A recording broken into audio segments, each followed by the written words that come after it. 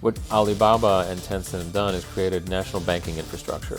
In China, national infrastructure is national security. It's like highways, it's like power, and if huge amounts of your economy are being transacted behind closed doors effectively through a private enterprise, that's not okay for the Chinese government.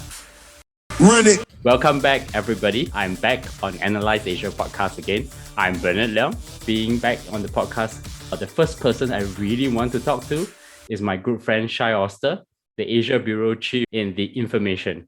Shai, it has been great to have you on the show. There's so much I want to catch up with you since we last spoke. Welcome back. Thanks. It's good to be back. It's good to see you back as a civilian, discharged from the military, so to speak.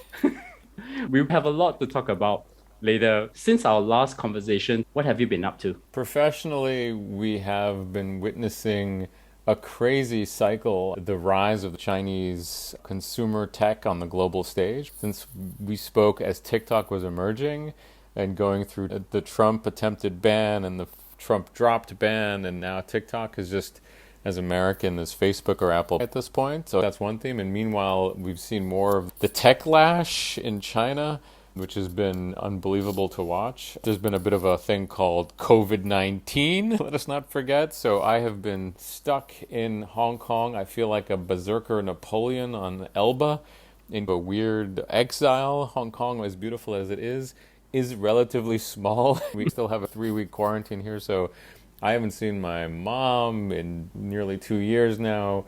The kids are like, when are we going to go to Bali? And I'm like, the epidemic is over, you little bleep kid. So we've had an epidemic. We've had some interesting social unrest and interesting developments in the Hong Kong political scene, which has led Chinese companies even to leave Hong Kong. TikTok is not available in Hong Kong. They moved their servers when the new national security regulations were passed. So it's been an interesting couple of years. I'm going to start off by laying out the chronology. Since last November, it all began with the Ant Financial IPO, which is botched in the last minute, then followed by Tencent. Then you have the ByteDance. Pinduoduo CEO suddenly announced that they are stepping down. Now you have JD CEO stepping down to be executive chairman. You have a sudden Chinese government's regulation of the edutech and the gaming industry. I like the gaming one because they call it spiritual opium, and then everything started to blow up. After that, you have the courts declaring 996, which is the work culture of China, to be illegal under labor laws. So my first question, what just happened? So there's a couple of things happening. One is that China is part of the world, and there's been tech lash globally. It's America, Europe.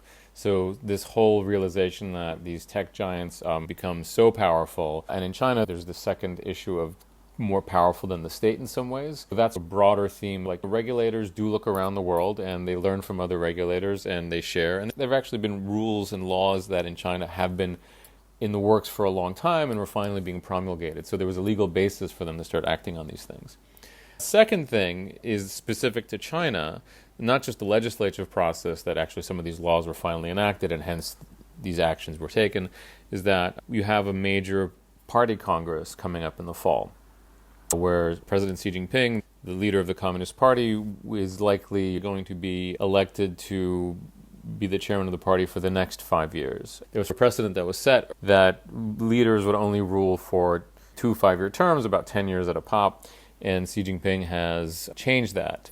He changed the constitution a while back to remove term limits. This is a big deal. There's going to be the party congress coming up, and where he's going to almost all expectations are that he'll be reelected, but also there's going to be, it's a time for everybody in the party, and in China the party is the government, to assess their position and be assessed and be graded. It's like end of the financial year at a bank. And now is the last chance for everybody to get their final feathers in their cap, to finally get their last deals. And this was actually an insight from a Chinese banker who was saying that everyone now is going to be scrambling to look really good for the party congress. So a flurry of half-baked regulations, and you can see there's this real herky-jerky element to it. One agency bans for-profit tutoring, and then the CSRC comes out and says the next day, calls all the bankers like, no, we're not. And then again, somebody else nukes another industry, and a different agency comes out and tries to assuage all the bankers. So there is a feeling of a herky-jerky zigzag to this. But he was saying that he expects even more overzealous, because you're not going to be punished for being overzealous. You're not going to be punished for being too much of Xi Jinping thought.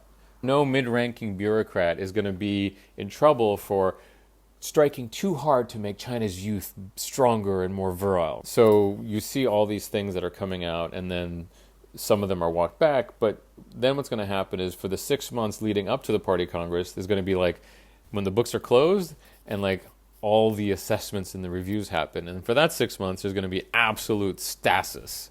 So 6 months, that brings us into the spring. You'll suddenly see everything frozen.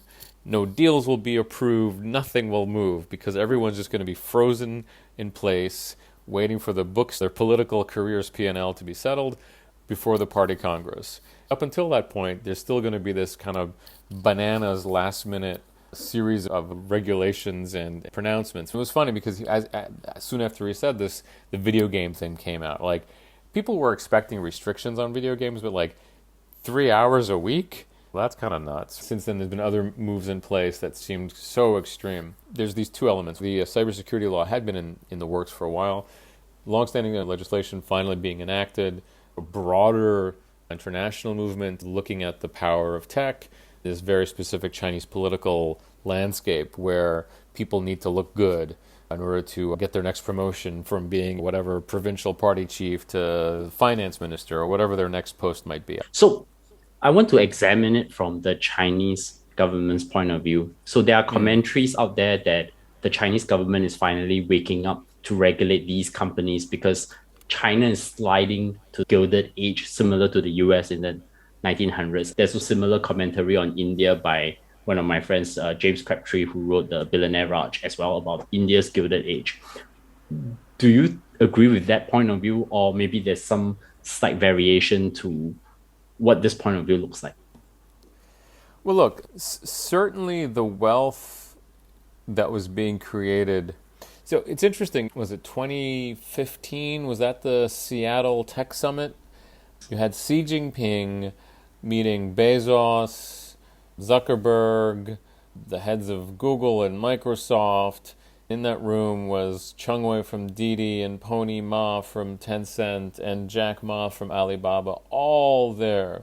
Jack, Pony, and the rest, they were there as national flagships. Like, they were the pride of China, that we have built these truly global, valuable companies in the world. What the heck happened, right? In the span of a few years, they went from going hand in hand. The power of the party and the power of these companies seemed to be one and the same. Alibaba would help in building technologies for traffic management. Even during COVID, that was built on the back of an Alibaba initiative that was then rolled out as a nationwide model. So what's happened that shifted them from being the pride of China to almost villains? I think what happened was the wealth became, to a certain extent, the Gilded Age element is true, but the wealth and the power that these guys possessed hit a tipping point. This was an interesting analysis somebody made, that what China saw happening in the US was Facebook, where the platforms became arbiters of political truth. The Chinese officials saw this and thought, if it can happen in the US, it can certainly happen here. It's true that Alibaba and these companies exert enormous amounts of power over media. It's a censored media. At the end of the day, it's the Chinese government that decides what's said. But it's reactive in China. I used to work in China Daily a million years ago as a foreign expert, so I got to see how it worked. Everyone censored themselves, but sometimes they would get ahead of things. This is 1998. But it's not like every story goes to a central bureau and is then sent back out with a check mark. I think that the challenges of the U.S. elections, where Twitter and Facebook became so powerful, that was a warning sign to the world. And I'm sure that even in the halls of Zhongnanhai, these are smart people who spend a lot of time looking at the world and seeing, wait a second, Facebook becomes the platform. And frankly, Chinese people spend even more time online than the US. You could see how that would be terrifying, and they could see the implications. These are people who think deeply about politics, and they spend a lot of time thinking about how do regimes stay in power, especially given that there's several key anniversaries. It's the 100th anniversary of the Communist Party, 70 years of the Chinese liberation.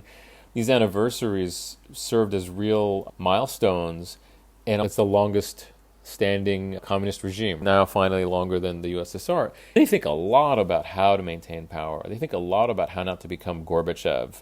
They're looking at how power is being deployed in other countries, who's yielding that power, and how these online platforms are now so powerful. Like having Trump kicked off, deplatformed from Twitter. He was the guy with the nuclear codes. How can you kick somebody like that off of Twitter? Who's really in charge now? Jack Dorsey or the former president? I will take off the political perspective, but I want to focus on the legal side. What is the definition of antitrust for the Chinese government towards the China tech giants? So I'm not a legal expert, but I've spoken to some. It's not a question of how much market power these companies have. Overall, internet penetration is still growing and it's sizable, but it's not 100%. It's not necessarily that they control the entire market, but it's that they're anti-competitive. The issue here was anti-competitive. The way Alibaba would force merchants to choose one platform. You could either be on Alibaba or you can be on Pinduoduo. You can't be on both. They have an enormous control. But overall, relative to total commerce, the tech companies could argue that we only control 20% or whatever the percentage might be. But it's the anti-competitive nature of it that was the issue. The other question is then like a company like Tencent, it's nearly a monopoly if you consider the power of WeChat. Could WeChat potentially be seen as an anti-competitive tool because you can use your traffic, your billion users, to determine who wins or loses? Can there be a WeChat competitor? Too late for that. Arguably, they've been very careful about monetizing the ad inventory on WeChat. It's quite minimal, right? But that traffic can help a company like JD or Pinduoduo grow, and you can steer that traffic away from a competitor. That's why one of the interesting things that happen now is that the walls are being broken between the walled gardens. Alibaba and Tencent are now being forced to allow interoperability. Maybe you can start searching chat for things on Taobao or using WePay. It was not necessarily that they had monopolistic control of a market, but that they were anti-competitive. This is a very good point. A lot of people watching China do not see all this kind of anti-competitive behavior significantly for the day-to-day person living in China, where you are either on Alibaba or Tencent. You cannot be living in both worlds as such. After watching the different issues, I have observed the pattern in China, and it's like an Asian parent. There are no carrots, only a stick. So I will use the recent 996 clampdown as an example, which I actually agree with the Chinese government on their position, because this has actually happened to Japan and Korea in the 1980s and the 1990s. It took them a long time to stop the companies there, specifically in Japan. It's more the gaming companies where they have suicides happening.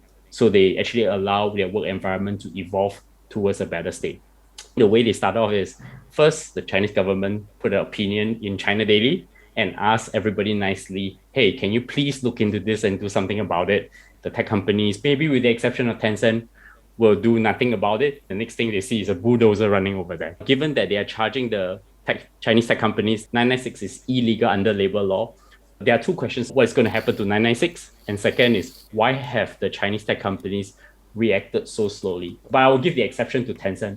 Every time they get a complaint on gaming, they responded very quickly to the Chinese government on their criticism. So in China, the rule is always it's better to ask for forgiveness than permission. So you just do it until somebody slaps you and then, oh, I'm so sorry, we have a project. The other thing is labor law in China is a joke. There are very good laws in China governing overtime that are basically completely trodden over. There is no factory that follows the letter of the law. There are so many loopholes. And at the end of the day, there are no independent unions. These unions do allow collective bargaining, but they don't really serve the interests of the workers. And you just see abuses all over the place. I've written about it many times. For example, there's a maximum number of overtime you're allowed, but local governments will do things like, we know that you have a product coming up and you need to ramp up production, so we're going to take all of your overtime that you're allowed over the year and let you do it in August. Well, that means that like you're working 100 hours a week. And things like, we don't count the hours of overtime that are accumulated by full-time employees, but not by interns. So all the factories are using interns, these guys from the vocational schools who have to do these internships where basically you're sitting there on the line. Their hours don't count. Or we won't count the hours of people who quit within 2 months. People come in, they work 100 hours a week, they're burnt out. So I'm taking the example of the factory floor and saying that's probably what's going to happen in tech. There's going to be talk and some examples will be made, but at the end of the day, like, the companies will figure out a way. There have been backlash, so every other week you work 6 days a week, you work on the day on the weekend, and people are complaining because they needed that extra day of income. Same was true actually in the factory floor, as the overtime is something that in some cases the workers want. They come in for their 3 months, they work their tails off, and they make some money. So I think this is really window dressing. I don't think it's going to be, frankly, in Japan and Korea, it's not like they have anything like work-life balance. Let's be honest. There's still the work-to-death issue in Japan is still very much happening.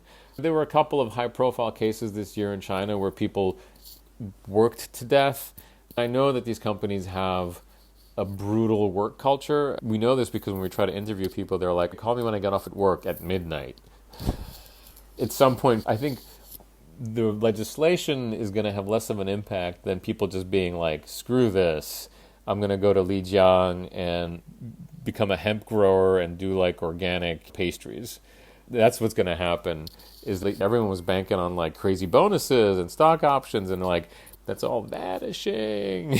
Everyone's shares are like sand in between their fingers. They're looking at their future drifting away, and they're thinking, I've been working like a pack mule for 2, 5, whatever years. There goes my down payment on a Beijing flat as the stock options crater.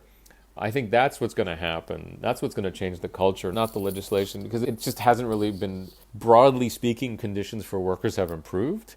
But that's almost as much just because there's less labor. The real reason why wages have gone up isn't because the factory decided to be nice. It's because there's fewer workers, the demographic shift.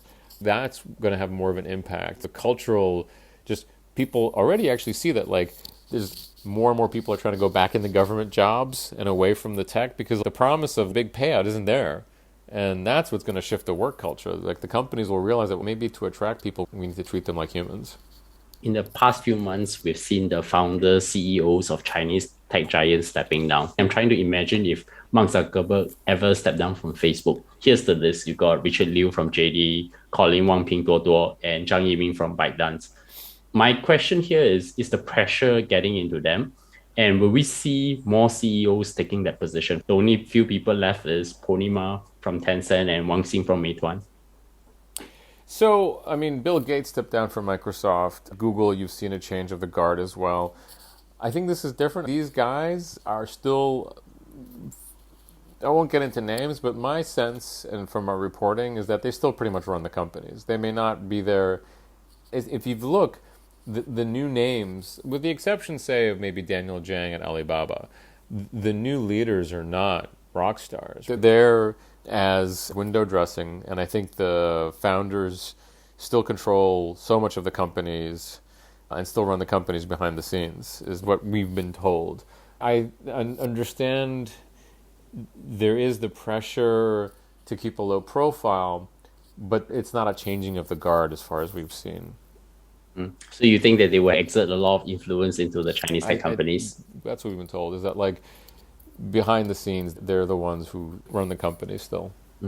I want to get the Chinese perspective by separating out the different threads that's been going on in this conversation. So I want to go in the following order. I want to talk a little bit about Tencent and Didi, Alibaba or Ant Financial, Meituan, ByteDance, Pinduoduo, JD, and some of the edu tech startups like 作业帮 and VIP Kit. So I'm going to start off with Tencent. I think when you look at the tech giants, whenever you read an important opinion from China Daily that criticizes the tech companies, Tencent is the first to react. For example, I think when the Chinese newspaper actually labeled gaming as spiritual opium, which have connotations to the opium wars fought in 1842, they have reacted very quickly by providing parental controls. Obviously, it's not enough. Moving forward, what can Tencent do to cope with the increasing demand that China does not want their citizens to indulge in gaming or even in esports? Because that's supposed to be a growing field, but now it's going to be taken away because of this point of view. So everyone really admires Tencent's government relations. They seem to be always one step ahead. It could just be that they just read and pay attention more than other companies do. But they always do seem to be like one step ahead. Then again, it was a year ago, where they couldn't get any new games approved and they had to tone down. Like, they always know that games are cultural products. It's like movies and books. These are things that are censored. They've always been aware of that and been trying to be careful. They've done a fairly good job of walking that line. In this case, how can they protect themselves? They argue that losing the kids is only 2% of revenue, but this is your future audience. Your future audience is now being weaned away from the habit of playing games. Like, everyone I know who's really into games was into games as a kid. So that's going to have an impact. One thing they are already doing is they're growing their international business very quickly. Now, international revenue on their games accounts for about 25% of their global gaming revenue, which is pretty chunky. Chinese games are becoming hits in the US. So like Genshin Impact is a Chinese game. It's one of the top 20 in the US. Tencent has been buying studios all over the world and expanding its Timmy studios overseas. It's been hiring a lot in Seattle, Montreal, LA, and I forget where else. One thing they can do to hedge is they can expand their overseas revenue. I think that 25% was 30% year on year as well. China still accounts, the gaming revenue is about 1/4 of the global gaming revenue. It's about $50 billion. And so it's still the single largest market. But if you are big in Europe and in America and Southeast Asia, you can do well. Take a look at C, for example. They had one game, Free Fire. That has helped C. That one blockbuster has helped them like fund their money-losing but value-building Shopee. That's another case of a Chinese-developed game. From what I understand, the studios, the software engineers were all mainland-based, which is a whole other thing. I'm really into the idea that made in China is no longer hardware, made in China is now software, which is a really interesting development. So Tencent, I think, is going to hedge its bets by expanding its overseas markets. Domestically, they just have to toe the line. Now, there's been periods of tightening and loosening, and we're definitely in a period of tightening. They have to figure out other ways to grow the pie or grow their market within China. The mini apps have become really successful. That's e-commerce. E-commerce, as long as it's like not monopolistic or anti-competitive, seems to be still a kosher place to be, so they can balance their growth that way. I don't think the government will completely clamp down games because it is an innovative industry. It brings in a lot of local taxes. There's a lot of local interests that will still want to keep those companies going. So I don't think they're going to although then again, like somebody pointed out, look, they just, with the snap of their fingers, wiped out online education, basically. And if they're serious about getting kids to go hunt and do manly sports as opposed to being in their computers all day, maybe they'll take more drastic actions. No one was expecting much of this. I do think that there's a lot of vested interest in keeping gaming going. That's $50 billion. That's a lot of money. That's a lot of tax revenue. It's a lot of employment. So I don't think it's going to be wiped out the same way that online education was. At least I know Purnima will never call the gaming regulators people with pawn shop mentality. Definitely. So I'll come to Alibaba. So let's start with Ant Financial. So the IPO is stalled. Alibaba Group has been under intense pressure. Financial Times have already reported that they will break up Ant's Alipay and force Ant to separate from its main businesses, the company's two lending units, Huabei, which is similar to a traditional credit card, and Jiebei, which makes the small and unsecured loans into a new entity and bring in our shareholders, which I assume the banks will probably be part of that corporate structure. What are the major changes that we are expecting with Ant Financial? Basically, Ant had become a highly risky leverage machine. The big issue with Ant was that it was facilitating a huge amount of debt without holding any of the risk on its books. That just became systematically dangerous. And once the IPO prospectus was coming out, that's when the numbers became clear, and it was just this is out of control. I think his speech wasn't the trigger. I think his speech was the reaction. I think that was he knew that these things were coming down the pipe, and it's just well, screw it. I want people to know why this is happening. It's going to become essentially a regulated entity that has to bear the cost of what it lends. It has to put all that risk on its own books, and that'll make it much more conservative. I suspect there'll be much fewer wealth management products. The data that it accumulated, it's probably going to have to share in some way with other financial institutions. This talk about Sesame Credit, by the way, remember it was going to be this enormous thing, was already scaling back its scope. It had become much more narrow and not as powerful as it was initially foreseen to be because the government actually wasn't satisfied and worried about them being able to determine so much of people's credit history. And it's still going to be a big, important company, but its scale and scope will be much smaller. What's interesting to watch out for is to look at what's going on in the rest of Southeast Asia, where the governments have set up digital payments platforms that have wiped out or completely rewritten the game. So in India, the government has created basically a neutral third-party platform that allows anybody with a bank account and a phone basically to transfer money. So they don't need to put their money in a digital wallet. That was a huge challenge for Paytm, but it creates a market where Google and others can equally compete. Similar things have been launched in Thailand. I don't see a reason why the Chinese government wouldn't look at this and say, if India can successfully create a state-run platform, why should we be relying on third parties to be controlling effectively? What Alibaba and Tencent have done is created national banking infrastructure. In China, national infrastructure is a national security. It's like highways, it's like power, and if huge amounts of your economy are being transacted behind closed doors effectively through a private enterprise, that's not okay for the Chinese government. If India successfully managed to create a new system that channeled all that money through its platform, why the heck isn't China going to do that? The work on the digital yuan could maybe lead in that direction, although it has other aspects because of the blockchain. But I suspect that before long we will start seeing news of a similar system to what's being done in India being rolled out in China. That would be my guess, because basically it's about power and control, and the issue was that the Chinese government lost a lot of power and control to these third-party online platforms. Coming back to Alibaba Group itself, how do you see the businesses for them specifically in the e-commerce and cloud computing? Cloud computing is at least an enterprise business for Alibaba. So there's good news and bad news. Cloud computing, I think more and more Chinese companies are seeing the value in the cloud. There's definitely a boom we're seeing in enterprise software that will naturally lead to more people using cloud. However, the Chinese government just said that anybody using government has to use government cloud. So they just lost a lot of clients.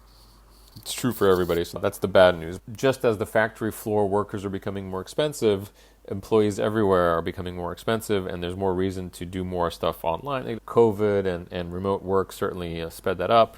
The pattern of investments that SaaS is becoming a real theme, and that will definitely lead to more need for cloud computing. We're talking like millions and millions of small businesses. That's the thing, is the Chinese economy is still dominated by small and medium enterprises. It's a hard market to crack because it's not like you just go and get one big customer and you get 1,000, but in the aggregate represents a lot of money. E-commerce, I think they have to be careful. Everyone earlier in the year was super excited about community group buying, which is basically neighbors clubbing together to buy stuff in bulk at a cheap price that would be delivered to the local bodega or corner store and go and pick it up. It would be like super cheap eggs, tomatoes, and it was logistically phenomenal because companies that had never done this before, like shipping a tomato or an egg is not easy. Like cold chain storage, not cracking it, not bruising the tomato. Like it has to be, these are logistically challenging problems, and it boomed. Investors were pouring billions of dollars and the companies were pouring billions of dollars. But what this did is it wiped out, or was challenging, many layers of middlemen and middlewomen, which would be like the wet markets or the wholesalers, because food in China goes from the farmer to the regional to the layers of markets. These tech companies were coming in and displacing that, and by displacing that, all those layers of middlemen, they're saying, here's a cost saving that we can give to the customer and still make a profit. That's the thinking.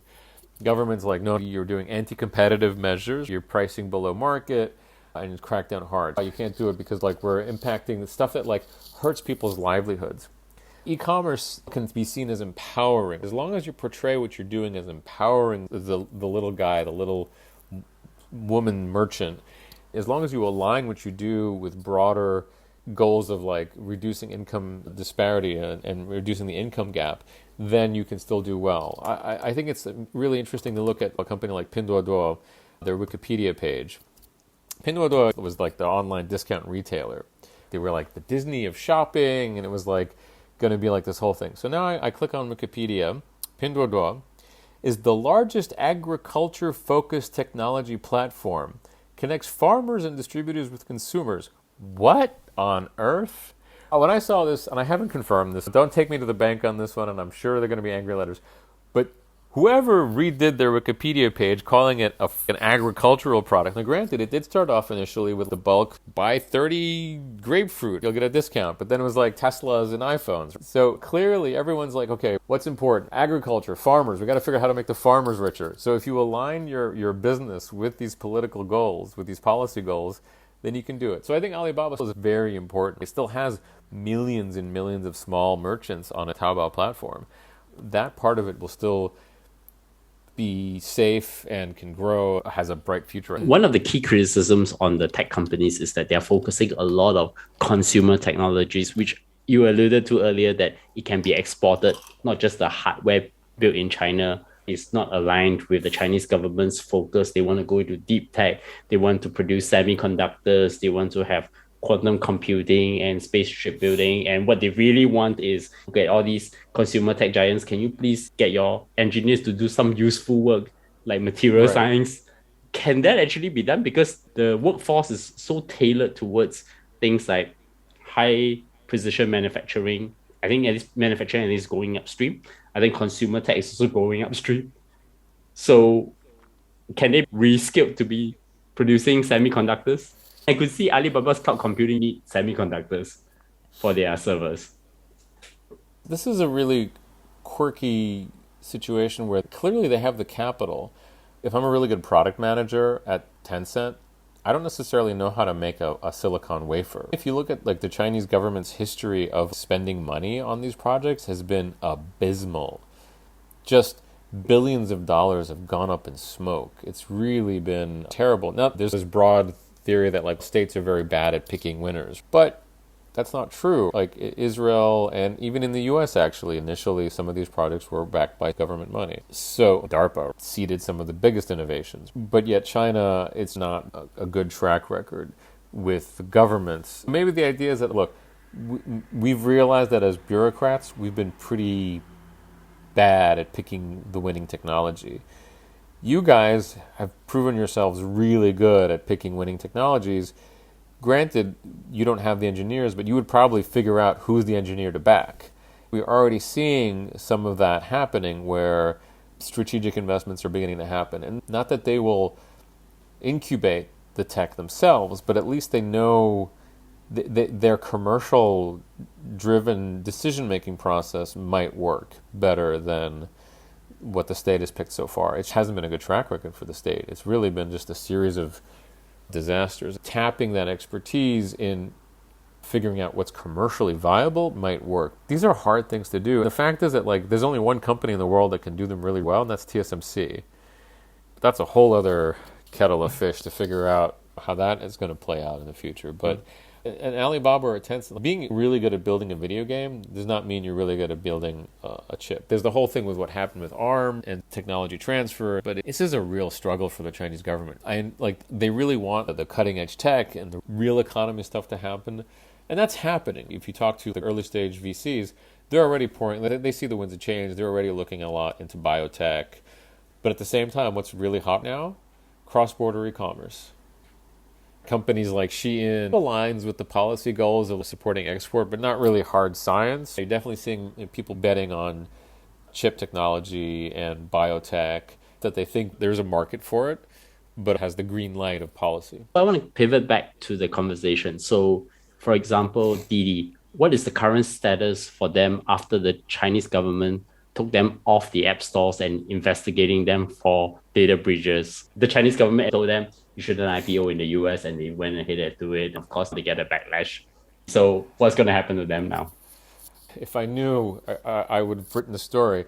It's a huge question. The app ridership has actually done okay. There's been some rebound in usage, but now what's happening is that increasingly the competitors are trying to seize the opportunity.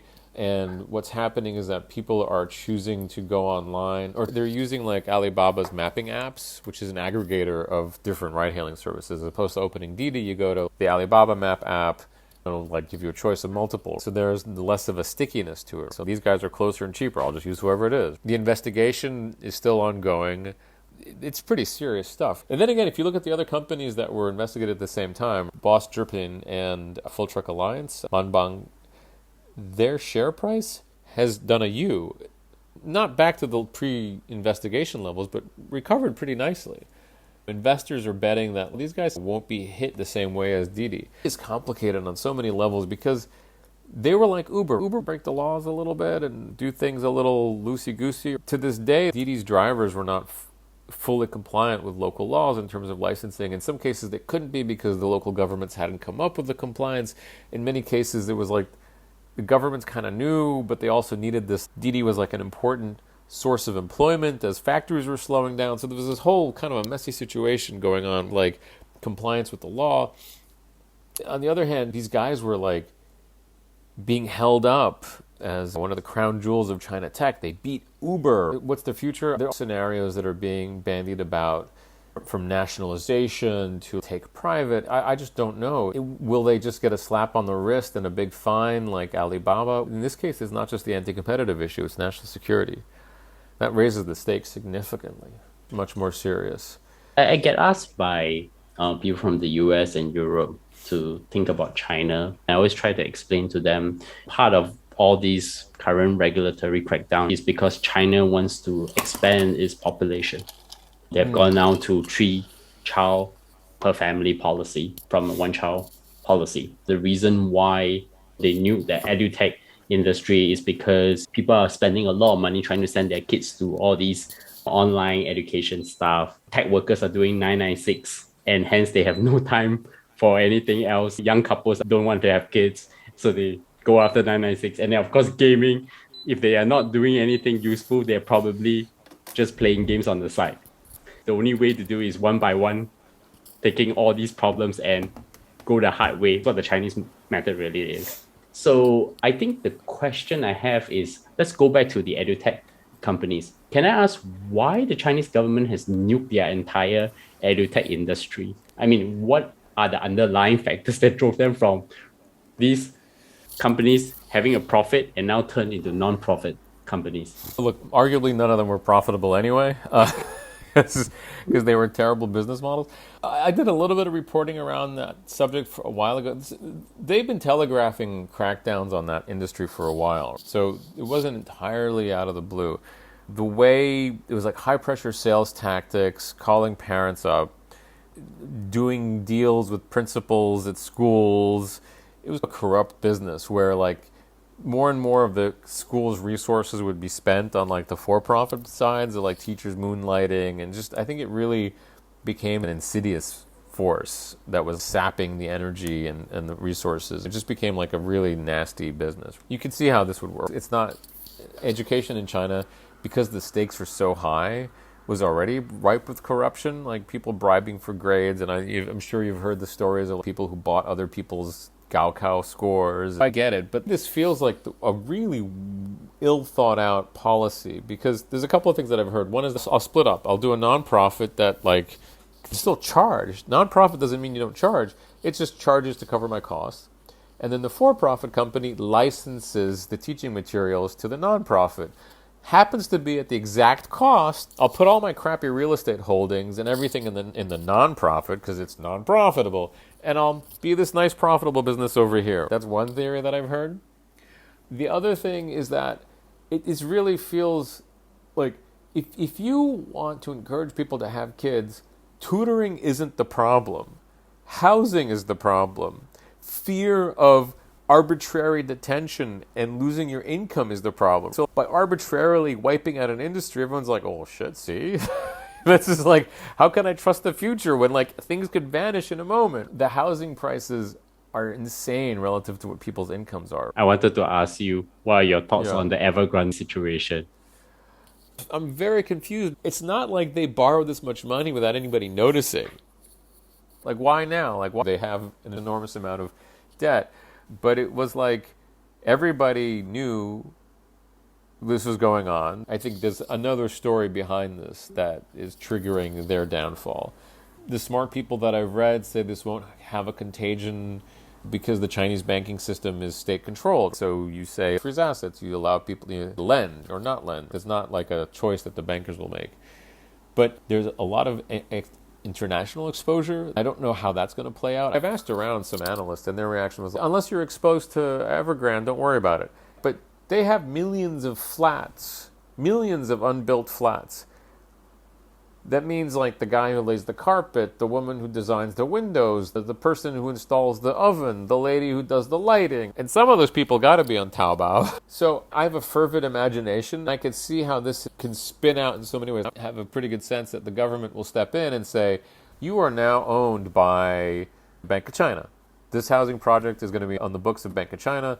They'll pay the bills. They'll collect the rents and the income. Then they'll sell it at an auction a couple of years from now and maybe even make some money off of this. They can use the common prosperity funds from the tech companies to fund it. Well, it ain't going to be. Those common prosperity funds are a drop in the bucket. This is $300 billion. These guys are what? All told, maybe 50, like 15, 10. No, Tencent is 100 billion. They were originally doing 50 billion. Okay. Is that renminbi? So we're talking dollars here. Renminbi, that's... True. The renminbi is stronger, but still, I don't know that I've seen a clear accounting of the full implications of what this will mean. I do know that the government does have powers that other countries don't. The other thing that the Chinese government has an enormous store of goodwill. A bank run doesn't happen necessarily because the bank doesn't have money. It's because people think it doesn't have money. The government's done pretty well. They've contained COVID, for crying out loud. I'm sure they got this. Then things will be fine. If something happens where people lose faith, it's a self-fulfilling prophecy. But it seems that so far, there's a feeling, let's give them a chance. There's a cushion of goodwill in the market, I think both domestically and internationally. Maybe they can handle this. They've handled H&A. They've handled a bunch of other big collapses, and it hasn't melted down. Let's wait and see. So what happens to the VCs who are heavily invested in the edutech space in China? And with these new regulations, where are they going? And the private equities, where are they going to place their bets? If you're in edtech, it's gone. Unless, I have heard this thing, we'll just hive all the money-losing parts of our business into the nonprofit, and we'll have a for-profit that sells material to the nonprofit. Maybe some of these companies will actually figure out a way to do that. Others are quickly scrambling to figure out, like, oh, people need to learn how to code, so coding isn't school curriculum. Maybe some will survive. I think a lot of people are going to get burned. VC investing is still very strong. One of the most interesting things I saw was, this is going to last year, but FDI into China was at a record high from the U.S., despite the trade war. Foreign direct investment from the U.S. was at a record high last year, in the middle of the Trump trade war. So people still are very interested in the China market. What is happening, though, is much greater interest in Southeast Asia and India. Huge IPO boom in India now, one after the other. Grab's insane 40 billion SPAC. Definitely investor interest is looking around more broadly at other plays. Southeast Asia and India are definitely benefiting from the uncertainty in China. I've heard a certain amount of private equity is saying China's uninvestable. It's just crazy. On the other hand, there are actually now, like, foreign companies are able to manage mutual funds in China. There's actually a lot more opening up in terms of the financial system. Like, cross-border stuff is actually increasing in terms of the financial systems. So I think others will see an opportunity. For every, like, teacher's pension fund that pulls out of China, others will pile in. I think around the Olympics, you're going to see pressure and calls for boycotts and whatnot. But in the meantime, some are being more cautious. Even SoftBank is being more cautious about its China portfolio, although still investing, but more cautiously. That does mean that there'll be more attention paid on companies like Biju in India. The Zomato IPO sees incredible rise. That's really opened up people's eyes to the potential of other markets. I mean, when they read business plans of companies that they invest, they just need to make sure that there's something in the competition risk section. They just have down political risk is just one problem. Didi did, to its credit, it did say political risk. So, like, the U.S. markets effectively, the big shift is going to happen is how Chinese companies are effectively losing the path to the U.S. markets, right? But the Hong Kong market isn't exactly rolling out the red carpet. It's actually making it tougher for them, raising some of the profitability requirements. People say that Hong Kong's smart. They'll like figure out that this is their opportunity and they better figure out a way to capitalize it. A company like Didi would have a hard time listing in Hong Kong because in the US it's like buyer beware. As long as you disclose it, I am listing a piece of toast. You said it's a piece of toast. The risk is that it will be dry and not very tasty toast, so fine. But in Hong Kong, there's actually a committee that vets it and says, we think listing a piece of toast is a terrible idea, so we're not going to allow it. So it's as opposed to a buyer beware in the U.S., you cannot show up in Hong Kong and be like, we have a business, but like legally most of it's in the gray area is not going to fly in Hong Kong. That listing committee will likely not approve it. It has kicked back companies saying that, look, your regulatory issues are just too great. We cannot allow this to list. Whereas in the U.S., as long as you tell people that like you're operating in a legally gray area, we're fine with it. As long as you meet our disclosure requirements, we're okay with it. As long as the investor is aware that you're listing a paper bag with 5 jelly beans inside, that's their business if they want to invest in it. As long as they know that this is a paper bag with 5 jelly beans. So are Chinese tech companies now focusing on overseas expansions from now on? For example, I read in the information that ByteDance is already in talks to borrow up to 5 billion to fund their overseas expansion. Even before the domestic competition is so intense, there was always a reason to go overseas. Now, I think there's a maturity in the competence of the domestic software engineers and product managers. I did a profile about a company called Asia Innovations, which is entirely about overseas markets. It's China-based engineers and product designers, but they're just look at overseas markets. ByteDance has to borrow because all of its revenue is in renminbi. And capital controls means you can't easily take that money offshore. So you got to figure out, for daily operations, you need money offshore. And they have huge operations offshore through TikTok. That's a lot of servers that they got to pay for. About half of that, and half of that is that we pay some debt at a lower interest rate. But yes, Tencent is looking much more to grow its overseas income. Alibaba, they have that footprint in Southeast Asia. It's been a mixed story for them. I think they're probably distracted now with keeping things together in China. I don't think they'll be looking overseas much yet. Pinduoduo, as far as I know, has almost no international footprint. Meituan, the founder certainly has investments all over the place and in India. They're going to be dealing with like how to maintain their company going in China before they look overseas. That said, though, the cross-border thing is real. A ton of cross-border focused companies. Again, Shein, really a success story. Okay. Yes, you can argue that like some of that has to do with the particularities of these tax rebates that they're able to enjoy that makes their business more profitable. They've had some trouble with labor practices, actually coming from Chinese press, which is interesting. Their investors include Tiger Global. The argument that for Shein works is that they're like a Zara model, but so it's just in time, but with like much narrower inventory. Because they have good relationships with the factories, they don't need to produce 10,000 pieces. They can do 100, see if it sells online, and then order more. So their costs are much lower. They don't have to hold all that inventory and then offload it when it doesn't sell. There's less risk because they can see immediately, like, this is a hot item. Call the factory. I need 10,000 of them. Does the future looks bleak for US tech companies based in China? For example, Apple, Tesla, LinkedIn.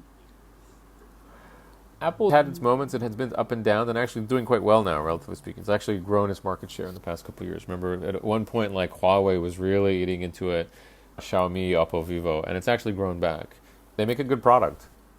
They employ a lot of people. They helped create the Chinese industry. All those factories that were trained by Apple engineers now supply Xiaomi, Oppo, and Vivo. So they really contributed an enormous amount to the growth of China. Now, does China still need Apple? I don't know if they need them, but it certainly needs their employment. These are millions of people who are dependent on Apple's continued success. Tesla, again, up and down, But they were given concessions that no other automaker was given. It was a wholly owned enterprise. Every other automaker had to do a joint venture with a Chinese partner. He's run into trouble, but the domestic sales seem to be doing okay. The last numbers I saw, I think they were going stronger again. There's a little bit of a push and pull, but this recent at the Wuzhen conference just this weekend, Elon Musk was one of the people presenting prepared comments, as was Qualcomm and Intel. If he's allowed to speak at Wuzhen, that's the government seal of approval. I think definitely, broadly speaking, the atmosphere for foreign companies in China is a difficult one. Companies complain that it's becoming increasingly difficult to operate. But those companies that you mentioned will continue to do well because they offer something that the Chinese still want. I think we're in such a weird period. You cannot discount the importance of this transition of this 5-year party congress. It's really a monumentous occasion. And it's a time of nervousness and of uncertainty. A lot of strange things will continue to happen. And there's also, at the same time, the Chinese nationalism is super high intensity now. I've had people turn down interviews because they're afraid of the backlash they would get from Chinese. So, I can't talk to a Western media first because it will be pilloried by the Chinese. And they're not saying, the government will go after us. It's like the Chinese public. So there's this Chinese nationalism plus this politically incredibly important moment. And these are the things that are going to be the challenge that companies stumble upon. If I were to take what you just say, and then I'm just going to ask, where are we now with the Chinese tech giants being clamped down so heavily? Is the worst over, or are we just at the beginning, or we don't know? What would the Chinese technology space look like when all these dust settles? I mean, you're asking me I do recall reading editorial from Jessica Lesson that you say you can only give an opinion by the beginning of next year. Exactly. Yeah. We'll have an idea after November what's going on. I think the key moments will be what happens to Didi. You will learn a lot about everybody else's fate by what they decide to do with Didi. If they dismantle it, if they go hard, if people, you can imagine the worst case scenario and you can imagine the best case scenario. But that'll reveal a lot about what the rest will expect. But that's a black box now. No one really knows what's going on with that. I think in November we'll have a better sense of what's going on. I do feel that there's a chance. Broadly, what do they want? It's not just to punish the big tech companies, but it's to allow other tech companies to grow. Let's take it not as a political thing, but let's look at the policy. At face value, these are things you can get behind. We want there to be more than 3 big companies. We want there to be more competition. So if you play that out, then maybe 6 months from now or a year from now, there will be multiple viable e-commerce platforms, multiple viable cloud providers, multiple viable ride-hailing companies. Maybe that's the outcome. Not necessarily a period of terror, but a period of flourishing for more entrepreneurs, if that's really if we take it at face value. I think when we do the review episode, and this is probably the 5th year, at the end of the year, I will get another answer again when I ask this question. Maybe that would be the time to talk about this. So, Shai, many thanks for coming on the show. Our closing is going to be pretty unique. Since this is our first conversation after I stepped down for a while, I remembered you made an interesting observation on the tech company which I used to work for, which I have just left. And of course, I love the company even though I depart and we haven't really speak to each other than sending Christmas greetings to each other over years. But every now and then when I bump into ex-colleagues and then tell them a wise friend of mine made this quote to me and they wholeheartedly agree. So I'm going to give you the microphone. So I think, do you want to tell them what was your advice to me? I think you should mint it into an NFT, by the way. I said that Amazon is a Chinese company, and it's just that they don't know it yet. From the work culture, that might be true now that I think about it again. I don't know. You talk to a lot more Amazon people than I do, so I'm going to leave them to tell you whether it's true or not. But I just want to ask the next 2 questions. The first one is any recommendation of books, movie, podcasts that inspire you recently? Yes, I'm listening to Acquired. I'm listening to their one actually on TSMC. That was a fantastic episode, by the way. That was recommended by a friend of mine, so I'm making my way through that. And then been watching a lot of dumb movies. I did enjoy Dune. So how can my audience find you and the information? Theinformation.com. I am at Shai, Shai, at theinformation.com.